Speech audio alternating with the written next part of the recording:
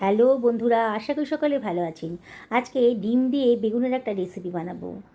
দারুণ স্বাদের একটা রেসিপি বানাবো আজকে। আপনারা শেষ পর্যন্ত ভিডিওটা দেখুন, আশা করি আপনাদের ভীষণই ভালো লাগবে। কতগুলো ছোটো সাইজের বেগুন নিয়ে নিয়েছি। বেগুনের বোটার দিকের অংশ আর মাথার দিকের অংশটা আমি কেটে বাদ দিয়ে দিলাম। বেগুনগুলোকে এবার আমি মাঝখান দিয়ে কেটে নিলাম, আরও মাঝখান দিয়ে কেটে নিলাম। মানে একটা বেগুনকে আমি 4 ভাগে ভাগ করে নিলাম। এইভাবে সমস্ত বেগুনগুলো আমি কেটে নেব। বেগুনের নানা রেসিপি তো আপনারা খেয়েছেন, আজকে আমার মতন করে এইভাবে বানিয়ে খান, দেখবেন এর টেস্ট কিন্তু ভুলতে পারবেন না। মাত্র 10 মিনিটের মধ্যে কিন্তু এই অসাধারণ টেস্টি রেসিপিটা আপনি বানিয়ে ফেলতে পারবেন। রাতে ডিনারে আর কোনো চিন্তাই থাকবে না, লুচি রুটি পরোটার সাথে রেসিপিটা কিন্তু দারুণ স্বাদের।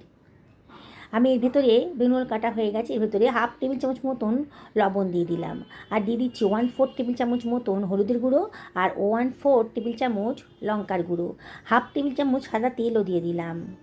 দিয়ে সব কিছু আমি খুব ভালো করে মিশিয়ে নিচ্ছি। বেগুনের গায়ে মশলাগুলো খুব ভালো করে মাখিয়ে নেব। রেসিপিটা ভালো লাগলে পরে লাইক শেয়ার কমেন্ট করতে কিন্তু ভুলবেন না। দারুণ সুন্দর একটা টেস্টি রেসিপি আজকে তৈরি হতে চলেছে অল্প সময়ের ভেতর। সমস্ত মশলাটা বেগুনের গায়ে খুব ভালো করে মাখিয়ে নিলাম। আমি এখানে দুখানা মাঝারি সাইজের আলু নিয়ে নিয়েছি। আলুগুলোকে ভালো করে ধুয়ে পরিষ্কার করে নিয়েছি। এবার আলুর খোসাগুলো আমি কেটে বাদ দিয়ে দেব। খোসাগুলো কাটা হয়ে গেছে। এইবার আমি আলুগুলোকে খুব লম্বা লম্বা পাতলা পাতলা করে কেটে নিচ্ছি। দেখুন কীভাবে কাটছি, খুব পাতলা পাতলা করে কাটছি, তাহলে সেদ্ধ হতে বেশি টাইম লাগবে না, মানে অল্প সময়ের ভিতরে কিন্তু রান্নাটা রেডি হয়ে যাবে। একটা মাঝারি সাইজের পেঁয়াজও নিয়ে নিলাম। পেঁয়াজের খোসাটা আমি কেটে নিলাম, আর পেঁয়াজটাকে আমি খুব ঝিরিঝিরি করে কেটে নিচ্ছি। দেখুন পেঁয়াজটাও কাটা হয়ে গেল, সরিয়ে রাখলাম। একটা ছোটো সাইজের টমেটো নিয়ে নিয়েছি। টমেটোটার বোটার দিকের অংশটা কেটে বাদ দিয়ে দিলাম, আবার টমেটোটাকেও আমি খুব ঝিরিঝিরি করে কেটে নিচ্ছি। কাটা হয়ে গেছে। একটা পাত্র নিয়েছি, তার মধ্যে দুখানা ডিম আমি ফাটিয়ে দিচ্ছি। এবারে আমি এর ভেতরে দিয়ে দেবো 1/4 টেবিল চামচ লবণ, আর দিয়ে দিচ্ছি 1/4 টেবিল চামচ গোলমরিচের গুঁড়ো। খুব টেস্টি হবে। এবার ডিমটাকে খুব ভালো করে ফেটিয়ে নেব একটা কাঁটা চামচের সাহায্যে।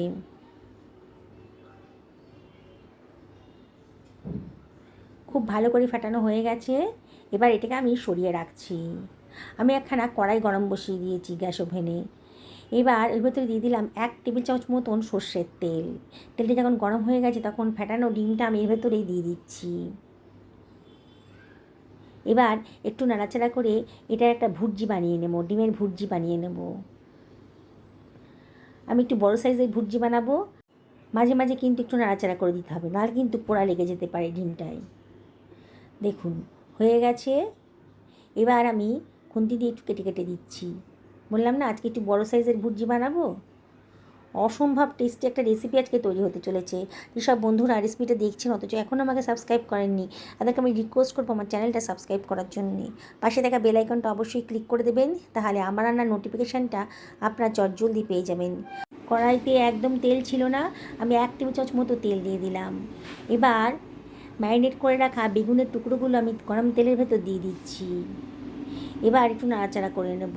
গ্যাসের ফ্লেমটা মিডিয়াম টু হাইতে রেখেছি, আর বেগুনগুলোকে একটু ভাজা ভাজা মতো করে নেব।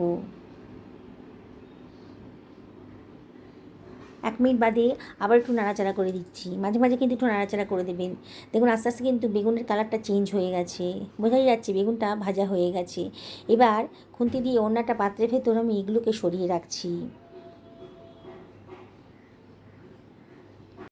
সমস্ত ভাজা বেগুনগুলিকে আমি অন্য একটা পাত্রের ভেতর সরিয়ে রাখলাম। এবার ওই তেলের ভেতর দিয়ে দিচ্ছি 1/4 টেবিল চামচ গোটা জিরে, আর দিয়ে দিচ্ছি গোটা গরম মশলা, দারচিনি লবঙ্গ আর ছোটো এলাচের মাথাটা একটু ফাটিয়ে দিয়ে দিয়েছি। গ্যাসের ফ্লেমটা লোতে রেখেছি। এই মশলাটা একটু ভাজা ভাজা মতন করে নেব। সুন্দর একটা গন্ধ বেরোতে শুরু করে দিয়েছে। এবার ওই তেলের ভেতরে আমি দিয়ে দিচ্ছি কেটে রাখা পেঁয়াজ কুচোনোটা, দিয়ে সব কিছু আবারও খুব ভালো করে মিশিয়ে নিচ্ছি। গ্যাসের ফ্লেমটা মিডিয়াম টু হাইতে রেখেছি, আর মাঝে মাঝে কিন্তু একটু নাড়াচাড়া করে দিতে হবে। খানিক্ষণ বাদেই মিনিট দেড়েক বাদেই কিন্তু বোঝা যাবে পেঁয়াজের কালারটা চেঞ্জ হয়ে গেছে। এইবার এর ভেতর দিয়ে দিচ্ছি 1 টেবিল চামচ মতন আদা রসুন বাটা, দিয়ে আবারও সব কিছু খুব ভালো করে ভাজা ভাজা মতো করে নিচ্ছি। আগেই বলেছি অনবরত কিন্তু নাড়তে হবে। এবার এর ভিতরে আমি দিয়ে দিচ্ছি কুচি করে কেটে রাখা টমেটোটা। 1 টেবিল চামচ মতো লবণও দিয়ে দিলাম, তাহলে টমেটোটা তাড়াতাড়ি গলে যাবে। আবারও সব কিছু খুব ভালো করে মিশিয়ে নিচ্ছি। টমেটোটা গলতে শুরু করে দিয়েছে কিন্তু। এবারে আমি এর ভেতরে দিয়ে দেব 1/4 টেবিল চামচ হলুদের গুঁড়ো, 1/2 টেবিল চামচ ধনের গুঁড়ো, 1/2 টেবিল চামচ জিরের গুঁড়ো, আর 1/2 টেবিল চামচ লঙ্কার গুঁড়ো। আগেই বলেছি লঙ্কাটা কিন্তু নিজেদের পছন্দের মতো দেবেন। 1/2 টেবিল চামচ চিনিও দিয়ে দিলাম, আর দিয়ে দিচ্ছি 1 টেবিল চামচ জল। চিনিটা পছন্দ হলে দেবেন, না হলে বাদ দেবেন। দিলে পরে কিন্তু দারুণ সুন্দর একটা টেস্ট আসে। সব কিছু আবারও খুব ভালো করে মিশিয়ে নিচ্ছি। মাঝে মাঝে একটু নাড়াচাড়া করে দিতে হবে যাতে পোড়া না লেগে যায়। এবার ঢাকা দিয়ে মিডিয়াম ফ্লেমে আমি মিনিট খানেক রান্না করে নেব। 1 মিনিট বাদে ঢাকা খুলে সব কিছু আবারও খুব ভালো করে মিশিয়ে নিচ্ছি। অনবরত কিন্তু নাড়াচাড়া করতে হবে। গ্যাসের ফ্লেমটা মিডিয়াম টু হাইতে রেখেছি। এবারে আমি এর ভিতর দিয়ে দিচ্ছি 2 টেবিল চামচ টক দই, ফ্যাটানো টক দই দিয়ে দিলাম, আর বাটি ধুয়ে অল্প জলও দিয়ে দিলাম, এই 2 টেবিল চামচ মতো দিয়ে সব কিছু ভালো করে মিশিয়ে নিচ্ছি। 1.5 থেকে 2 মিনিট মশলাটাকে খুব ভালো করে কষিয়ে নিতে হবে। যত ভালো করে কষাবেন তাহলেই কিন্তু রান্নার টেস্টটা অসাধারণ হবে। আবারও মশলার গা থেকে কিন্তু তেল বেরোতে শুরু করে দিয়েছে, দেখুন। এবার এর ভেতরে আমি দিয়ে দিচ্ছি কেটে রাখা আলুর টুকরোগুলো, দিয়ে সব কিছু আবারও খুব ভালো করে মিশিয়ে নিচ্ছি। গ্যাসের ফ্লেমটা মিডিয়াম টু হাইতে রেখেছি। এবার ঢাকা দিয়ে মিনিট 2-3 আমি লো ফ্লেমে রান্না করে নেব। এবার একটু চেক করে দেখতে হবে আলুটা কতদূর সেদ্ধ হয়েছে। আলুটা 80% মতো সেদ্ধ হয়ে গেছে। এবারে আমি এর ভেতরে দিয়ে দিচ্ছি 1/2 টেবিল চামচ মতো গরম মশলার গুঁড়ো। সুন্দর একটা গন্ধ বেরোবে, খেতে ভালো লাগবে। খানিকটা ধনেপাতা কুচিও এর ভেতরে দিয়ে দিলাম, হাতে কাছে ধনেপাতা থাকলে দিয়ে দেবেন। 1/2 টেবিল চামচ মতো গোলমরিচের গুঁড়োও দেবেন, যদি পছন্দ হয় গোলমরিচের গুঁড়োর গন্ধটা তাহলে দেবেন, নাহলে বাদ দেবেন। কতগুলো কাঁচা লঙ্কা চিড়ে দিয়ে দিলাম। যারা একটু ঝাল খেতে পছন্দ করেন তারা এই কাঁচা লঙ্কাটা দিয়ে খেতে পারবেন। এবারে আমি দিয়ে দিচ্ছি ভেজে রাখা ডিমের ভুর্জিগুলো, দিয়ে সব কিছু আবারও খুব ভালো করে মিশিয়ে নিচ্ছি। রান্নাটা কিন্তু আমার রেডি হয়ে গেছে। কী দিয়ে খেতে পছন্দ করবেন? লুচি, রুটি, পরোটা, ভাত, একেবারে জমে যাবে। এবারে আমি এর ভেতরে দিয়ে দিচ্ছি ভেজে রাখা বেগুনগুলো।